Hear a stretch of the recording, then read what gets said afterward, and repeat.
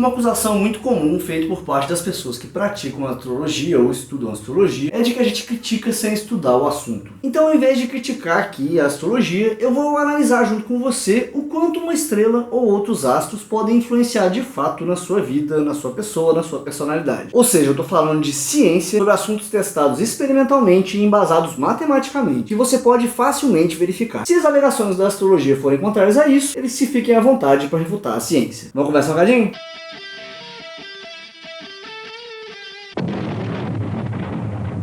A primeira questão importante aqui seria a gente entender de que forma as estrelas e outros astros poderiam influenciar a gente. Na natureza, um corpo pode influenciar sim o outro. E isso na física é o que a gente chama de interação. Quando eu empurro um móvel, eu estou interagindo com esse móvel de alguma forma. A gente não voa no nosso dia a dia porque a Terra está interagindo com a gente de alguma forma que faz a gente ficar na direção do chão. Da mesma forma, a gente não fica afundando no chão porque tem uma interação acontecendo entre a superfície que a gente está e os nossos pés ou a forma como a gente estiver sentado, qualquer parte do nosso corpo que estiver ali. Da mesma forma, você consegue bater palmas com as suas mãos porque existe um tipo de interação entre as suas duas mãos que impede que elas atravessem uma a outra, e também porque existem interações entre os átomos que compõem cada uma das suas mãos. Então, para que os astros tenham algum tipo de influência sobre a gente, é necessário que eles interajam de alguma forma com o nosso corpo, com os nossos sentidos, com o nosso cérebro, etc. Ao longo do tempo, conforme a física foi se desenvolvendo, a gente foi nomeando e quantificando as interações que a gente identificou na natureza. E a gente foi tentando entender quais dessas forças e interações eram fundamentais e quais eram só uma manifestação de alguma força mais anterior. Por exemplo, antigamente a gente falava em força elétrica e força magnética, mas em algum momento a gente identificou que elas são manifestações de uma mesma interação, que é a força eletromagnética. Assim também a força de atrito, por exemplo, ela é só uma manifestação da força eletromagnética e assim por diante. Conforme a gente foi simplificando, a gente descobriu que existem 4 formas fundamentais até então, pelas quais os corpos podem interagir na natureza. Essas 4 interações são o que a gente chama de interações fundamentais da natureza ou forças fundamentais. Essas forças são as seguintes: força nuclear forte, força nuclear fraca,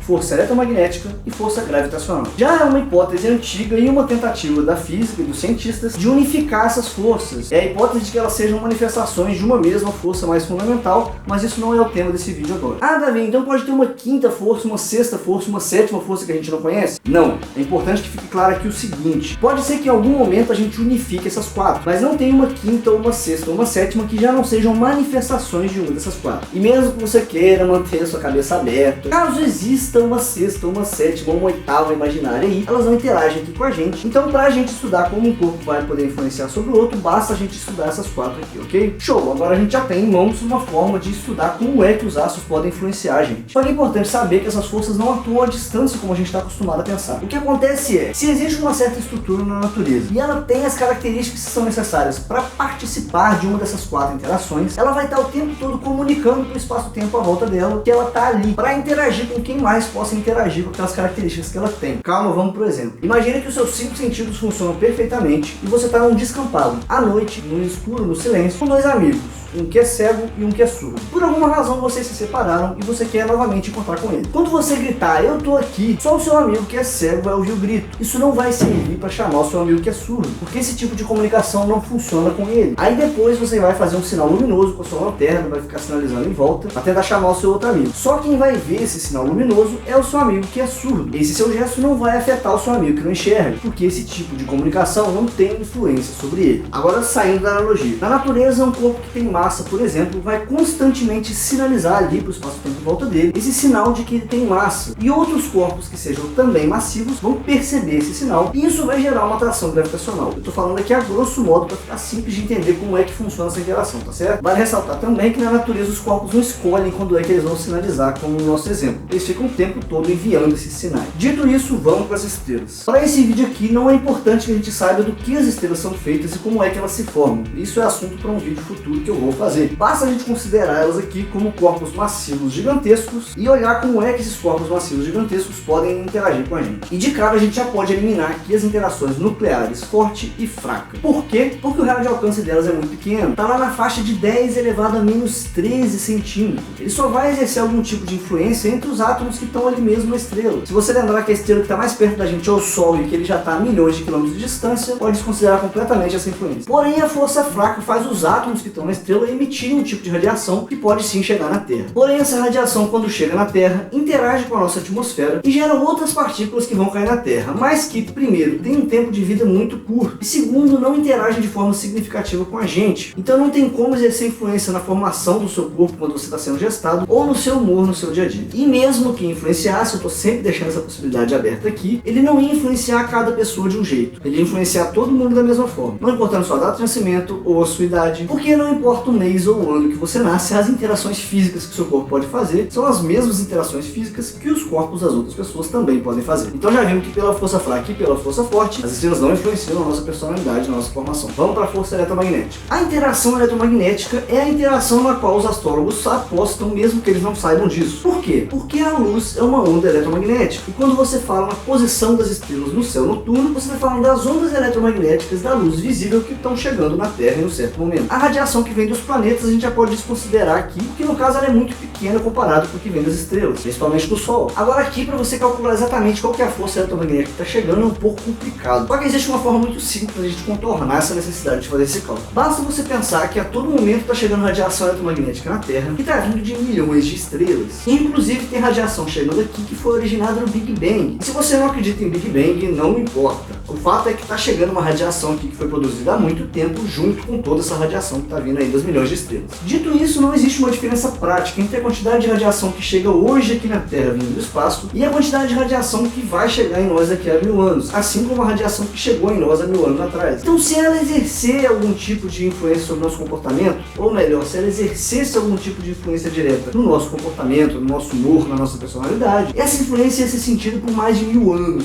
e não por alguns meses. Então, não ia diferenciar uma pessoa que nasceu de janeiro de uma pessoa que nasceu de agosto, ou uma pessoa que nasceu em 1920 de uma pessoa que nasceu ontem. Agora, além disso, mesmo que a gente suponha que essa radiação eletromagnética pode influenciar a nossa personalidade, vale lembrar que a lâmpada da sala de parto também emite radiação, que o corpo da sua mãe emite radiação, que as mãos do médico emitem radiação. E todas essas acontecem muito mais próximo de você e interagem com o seu corpo com muito mais intensidade. Então faria muito mais sentido estudar a lâmpada da sala do seu parto do que o céu noturno do dia que você nasceu. Vamos lá para a última esperança da astrologia, então, a força gravitacional. E essa é uma esperança que já nasce morta. Isso é porque a interação gravitacional acontece entre corpos que têm massa, que aumenta de acordo com a massa e diminui com o quadrado da distância. Ou seja, o que vai definir qual a quantidade de atração gravitacional entre dois corpos vai ser a combinação da quantidade de massa deles e a distância que eles estão um do outro. Visto que a gente nasce na superfície da Terra, e a massa da Terra é da grandeza de 10 elevado a 24 kg, para ser mais exato, é aproximadamente 6 trilhões de quilogramas, e que a nossa massa é da grandeza de miseráveis 100 quilos, a gente na prática nem sente a atração gravitacional de outros corpos. A gente só sente a atração gravitacional da Terra. É por isso que para estudar a queda de um objeto, por exemplo, você não precisa considerar a gravidade de Marte, porque ela não faz nenhuma diferença se você está estudando o que acontece com um corpinho de merda aqui na Terra. Da mesma forma, a gente pode dizer que a força gravitacional de uma estrela não exerce influência sobre nós. Então a gente viu aqui que os astros, as estrelas, interagem sim com a Terra.